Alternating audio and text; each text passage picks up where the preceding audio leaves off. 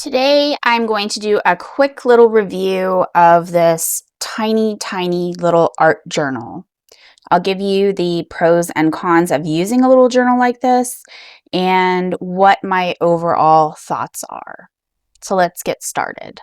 I got this online. It might have been from Amazon.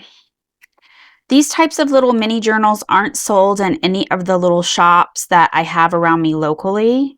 And I wanted to try something small like this. It's 8 by 8 centimeters. It's kind of like a little child's chunky board book, and it's absolutely adorable. I think the brand is pretty generic. I can't really read what it says here on the embossing. It does have what appears to be, I don't know if it's real leather or it's fake leather, but it looks like a leather type cover. The brand is, it almost sounds like a curse word, Cryfokt, Cryfokt. It's really kind of a weird brand. The paper is good inside. There's even right here in the cover, a lot of times these little journals will have like a opening page, like a beginning cover page that is not made out of watercolor paper, but this is watercolor paper. So technically I could have painted here as well. I started this journal in March 10th to be exact. You've seen it in a few of my 4 in a row videos. I'm okay with the size. I think the size is great, but I do struggle with this journal a little bit. The description put it in there as one that lays flat, but it doesn't exactly do that. Not in all of the spots. You kind of have to think of it as one of those books where in order to get it to lay flat, you almost have to like break the binding a little bit. It doesn't want to lay flat, and it's kind of caused some issues for me as I have been painting. You can especially see it here.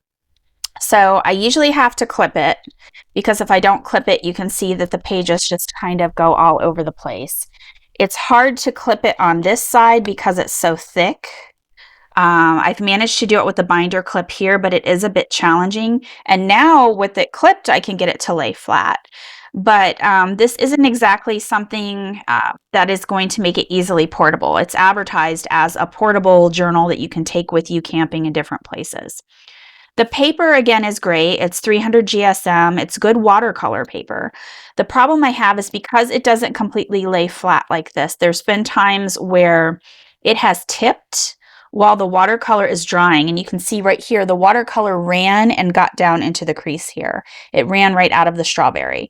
So this part of it was not desired. I came back. It had dried this way. For some reason, the watercolor from the previous page leaked over onto this piece right here. So it's not that it's unusable. I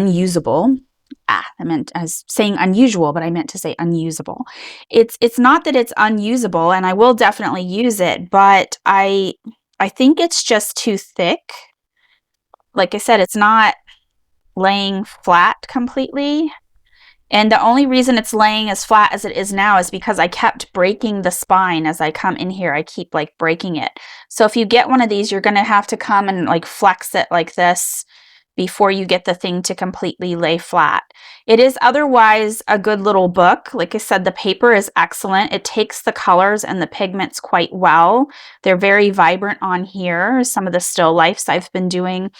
And I don't mind working small like this, but I have noticed a few of the watercolor artists that I follow, rather than working in a tiny little book like this, when they want to work small, they're taking a large piece of watercolor paper and they're cutting it down into these tiny little 8 by 8 centimeters or even smaller. Some of them were doing these tiny little landscape orientated postcards.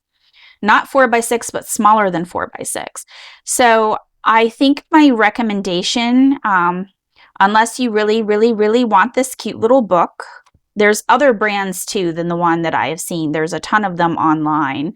But my recommendation would be to, if you want to work small, cut down a small piece of paper and possibly consider binding your own book after. After you've painted everything, you could definitely create your own little watercolor board book. And I think that that's what I'm going to do in the future. I'll probably do a video for that sometime way in the future because I still have to finish this tiny little board book. But I'm going to do something like that rather than buy a tiny journal like this again.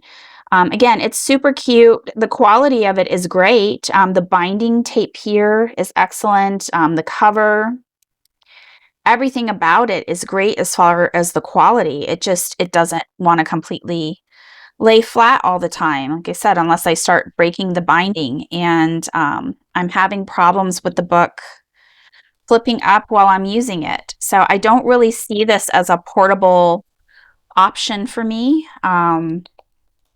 And maybe you won't either.